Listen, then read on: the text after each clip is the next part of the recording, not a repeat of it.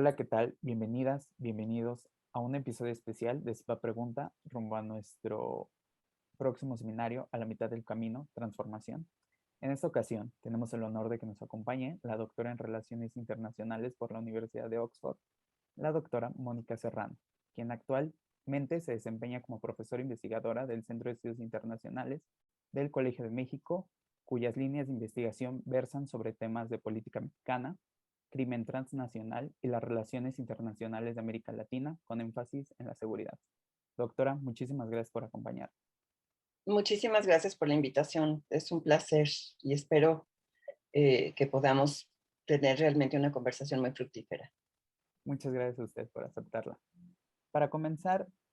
consideramos que es importante preguntar respecto si han habido cambios en la estrategia de seguridad del presidente López Obrador respecto a las administraciones pasadas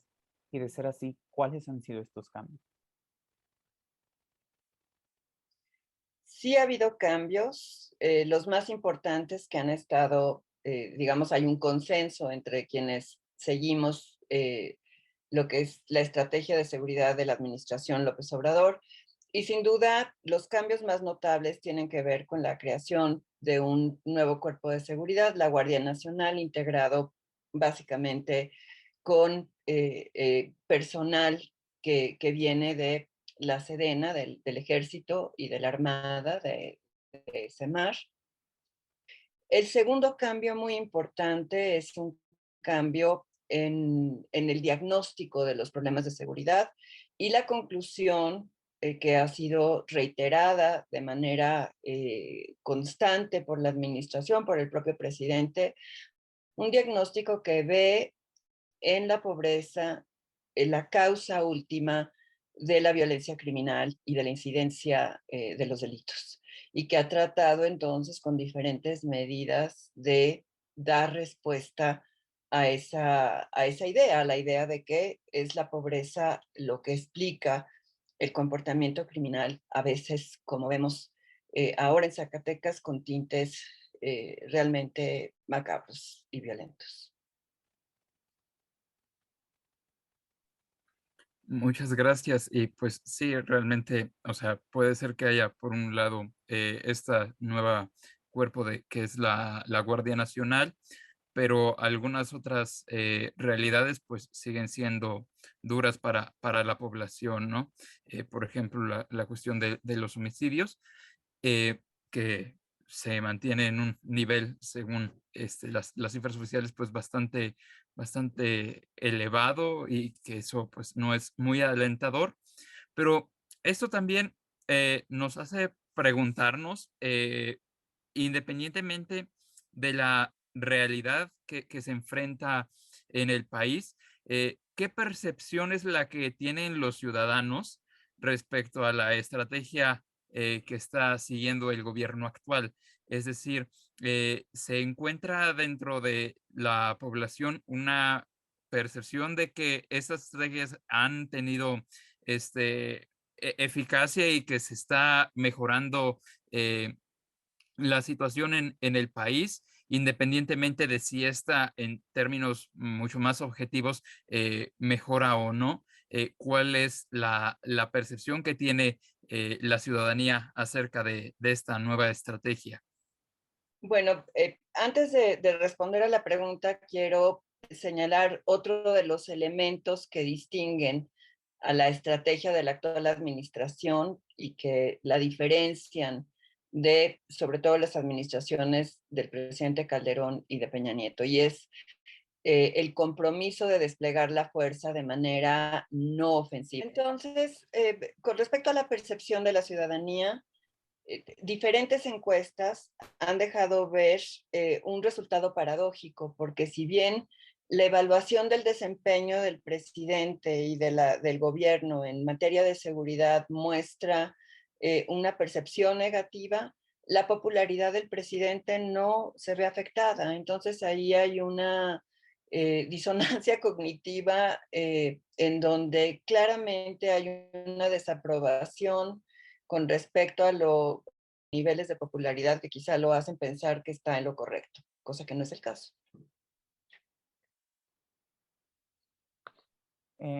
Ya mencionaba anteriormente el importante papel que ha tenido la Guardia Nacional como uno de los elementos distintivos de la estrategia de seguridad de ese gobierno. Eh, Evidentemente, cuando se creó la Guardia Nacional tenía objetivos muy claros. ¿Considera que estos objetivos se han cumplido y sobre todo van de la mano con esta frase que lanzó el presidente aún en campaña, pero que de alguna manera no lo han dejado ya como presidente, que es abrazos, no balazos, como una acción de gobierno? En términos generales, creo yo que sí han tratado de mantener esa premisa, digamos, ese mandato para el despliegue de la Guardia Nacional, que en la medida de lo posible no haya, repito, como ya dije, un uso ofensivo de la fuerza, que no veamos el tipo de escenas o de episodios eh, y de incidencia que fueron frecuentes durante la administración, sobre todo Calderón y posteriormente también con Peña Nieto. Y son estas aprehensiones espectaculares, a veces armadas, de algunos delincuentes, eh, el abuso en el uso de la fuerza, incurriendo en violaciones serias, graves de derechos humanos, que podrían algunas calificar como atrocidades. Y en ese sentido, ese cambio es un cambio que hay que celebrar. Y es un cambio que también se ha visto reflejado en quienes llevan y siguen lo que se denomina el índice de letalidad, es decir, las bajas de personal de seguridad, en este caso de la Guardia Nacional o de miembros de las Fuerzas Armadas, en el contexto de la violencia criminal. Esa incidencia ha disminuido y ha disminuido como resultado de la decisión de esta política que se denomina de abrazos no balazos, que en la práctica equivale a un despliegue defensivo de las Fuerzas Armadas y de la Guardia Nacional. Ahora, se ha apegado a ese criterio el comportamiento de la Guardia Nacional y de las fuerzas de seguridad. No, no siempre, porque ese criterio también supone o tiene implícita la idea de que se dejará a los delincuentes, sobre todo a los líderes de las organizaciones criminales, digamos, básicamente en libertad de actuar. Está el sobreentendido de que parte de esa fórmula entraña también pues una cierta tolerancia. Y en ese sentido lo que hemos visto es que, bueno, esa tolerancia encuentra límites ahí donde Estados Unidos empieza a presionar. Pues solo el presidente tendría que confesarlo, ¿no? O el secretario de Relaciones Exteriores, pero estas coincidencias como el arresto de la esposa del líder del cartel Jalisco, la víspera del viaje del presidente a la primera cumbre norteamericana en Washington, pues son coincidencias que tienen ya una trayectoria histórica en momentos en donde es claro que hay el interés de Estados Unidos o la posibilidad de presión o de repercusiones, se dan este tipo de acciones que ponen en entredicho uno de los supuestos de la política de abrazos no balazos. Es muy interesante eso que nos comenta ahora de que, bueno, hay ciertos cambios, efectivamente, o sea, que la frase no es simplemente un discurso, sino que sí hay también, pues, un cambio en cuanto a las estrategias que se siguen en el combate, ¿no? Y esto último que nos comentaba acerca del papel que puede desempeñar Estados Unidos hacia las acciones que se toman en México, pues creo que nos pueden llevar a preguntarnos también en cómo ha cambiado la cooperación de México con Estados Unidos en el combate a la violencia, quizá hacia el sector del narcotráfico, o sea, entendiendo que la violencia es pues mucho más compleja y no se limita simplemente a la ocasionada por el narcotráfico, pero siendo un área en el que México y Estados Unidos pues necesitan de esta cooperación para reducir el problema que el narcotráfico supone. ¿Qué cambios ha habido en este, pues sí, trabajo bilateral desde la llegada del presidente López Obrador en México, pero también con el cambio de gobierno en los Estados Unidos? Bueno, lo primero que habría que señalar aquí es que la violencia, la incidencia de la violencia criminal es un acontecimiento en el que Estados Unidos participa de manera muy clara. Tomemos un solo dato, que es un dato que subrayó David Pérez Esparza en un seminario apenas el viernes pasado sobre la experiencia de las tropas de paz a la luz de la violencia criminal en México. Y en los eh, en las proyecciones que nos compartió David, podíamos ver de manera muy, muy clara el peso de la presencia de armas de fuego en la incidencia de homicidios en México y cómo esta incidencia cambia de manera muy, muy notable en los últimos años. Y si pensamos que además la demanda de armas en México, en un país en donde contábamos con un marco regulatorio relativamente robusto, gracias a leyes secundarias que permitieron a la Sedena controlar la autorización de la aportación y posesión de armas, eh, pues tendríamos que aceptar quizás que la demanda de armas ha sido resultado o ha estado muy claramente asociada a las dinámicas del mercado ilícito de drogas y de los actores que controlan este mercado en México. La manera en la que las organizaciones criminales empiezan a desarrollar brazos armados, ejércitos privados, y empezamos a distinguir digamos, en los diferentes relatos, en las diferentes versiones sobre lo que ocurre en distintas partes del país, y están, por un lado, a la hora de referirnos y a la hora de que la población misma de muchas localidades se refiere a las organizaciones, pues distinguen entre lo que son los líderes y lo que son los sicarios o estos ejércitos privados. Entonces, esa evolución del mercado ilícito de drogas y de su comportamiento hacia comportamientos cada vez más violentos, bueno, pues no podría explicarse sin esta demanda de armas que encuentra una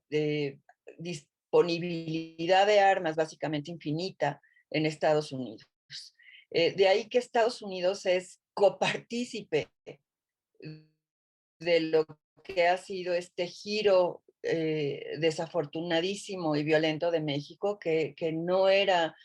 en modo alguno inevitable, sino que está muy claramente vinculado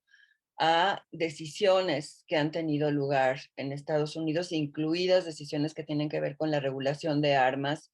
en el país del norte. Entonces, ¿qué es lo que pueden hacer y cómo ha cambiado la cooperación entre México y Estados Unidos? Habiendo dicho esto, ¿no? Es un poco paradójico que creando o siendo partícipe de la generación del problema de la violencia criminal en México, México y Estados Unidos tengan entonces que cooperar para responder al problema. Y es esta paradoja lo que explica también las tensiones históricas en la relación bilateral en materia de drogas, hoy también le llaman crimen organizado, que es básicamente el desdoblamiento de lo que fue el mercado ilícito de drogas en otros mercados ilícitos, muchos otros mercados ilícitos.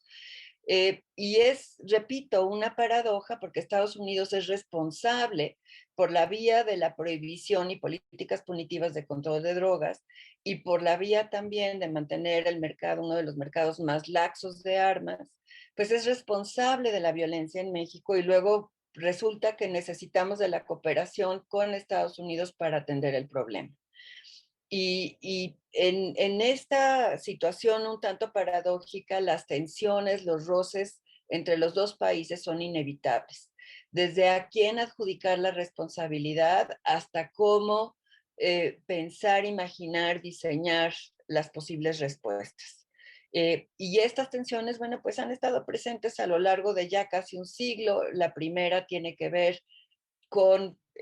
los esfuerzos que México trata de echar a andar en la década de los 30 para tratar de imaginar diferentes respuestas al problema de las drogas que tuvieran que ver más con el tipo de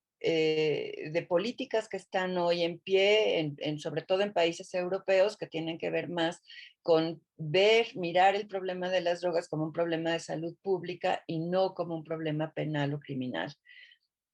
Y ahí hubo un desacuerdo muy profundo entre México y Estados Unidos que llevó vía la presión a poner fin a ese intento.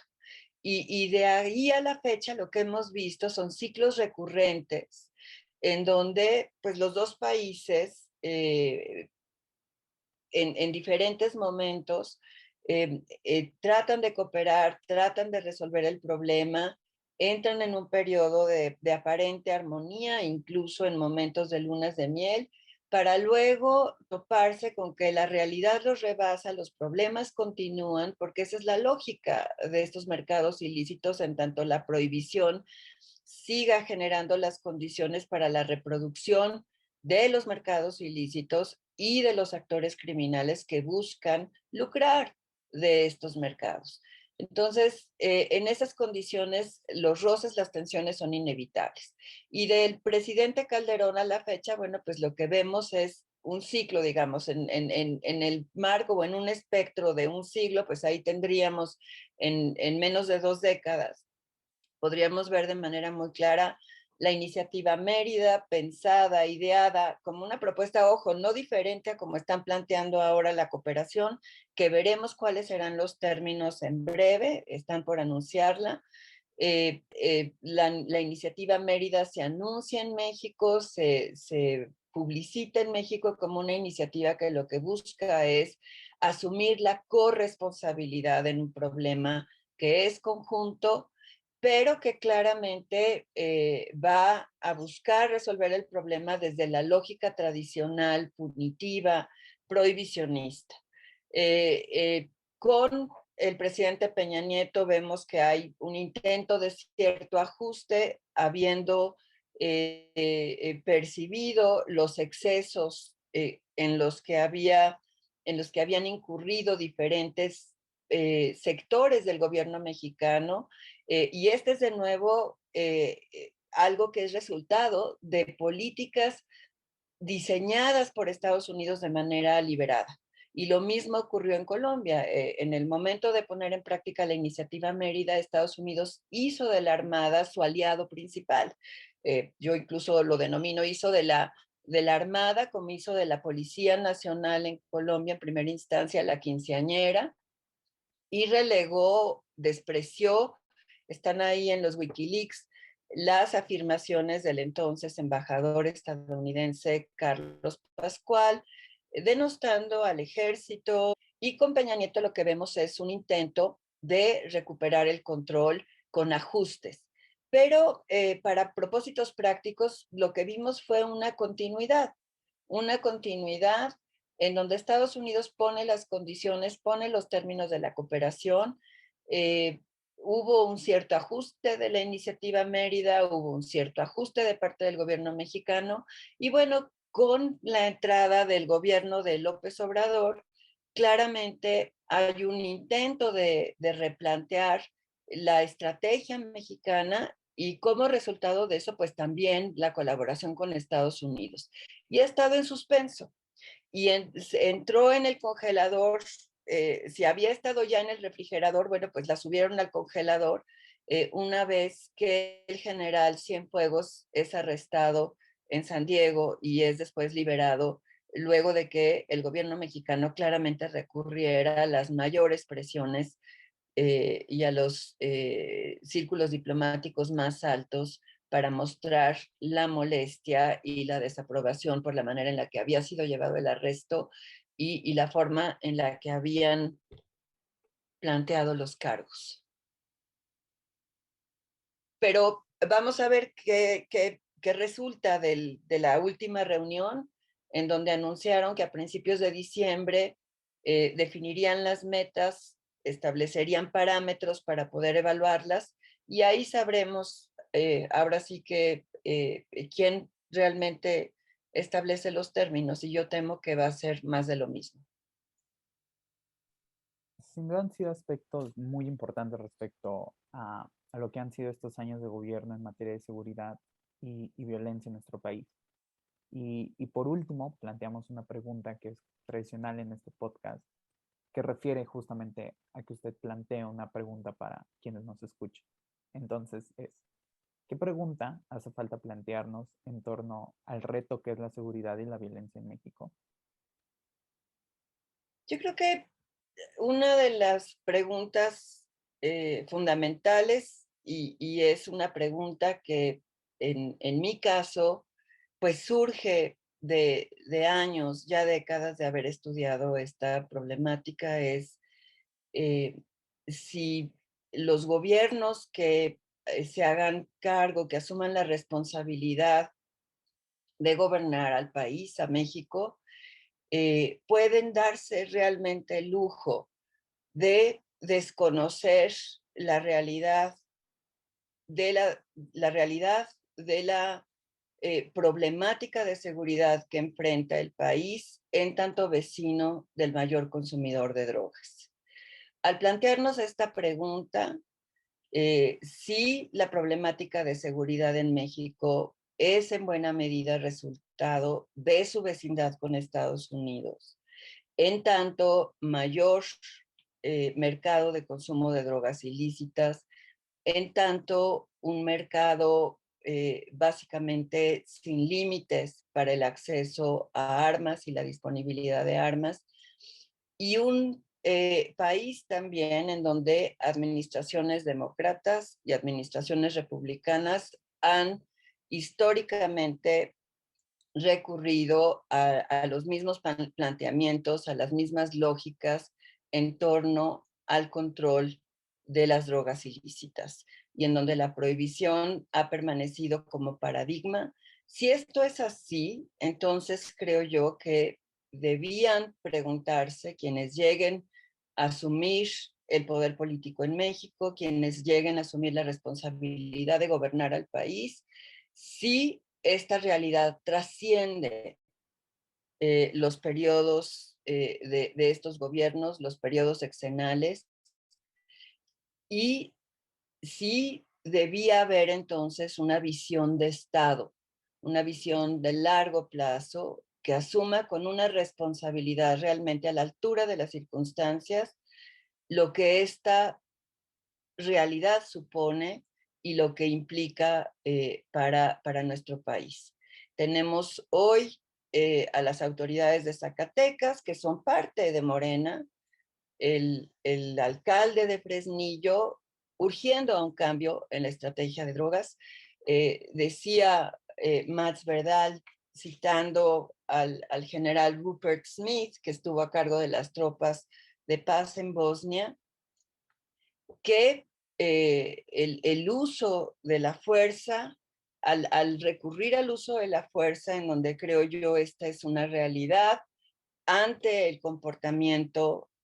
violento y desafiante de estas organizaciones, debemos preguntarnos qué es lo que la fuerza puede lograr y qué es lo que puede hacer. Yo creo que la fuerza militar no puede conseguir las condiciones de paz, pero sí puede vía la amenaza o vía acciones tácticas poner límites muy claros al comportamiento violento de estas organizaciones criminales.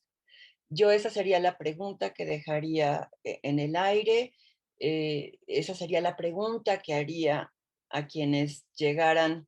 después de elecciones a asumir responsabilidades políticas, si realmente vamos a seguir politizando esto y echándole la culpa a las administraciones anteriores, o si debemos con seriedad, honestidad y humildad asumir que esta es una realidad que rebasa tiempos políticos y que obedece a condiciones geográficas de una vecindad, a veces afortunada, muchas otras desafortunadas. Sí, sin duda, pues ha sido un problema complejo que enfrenta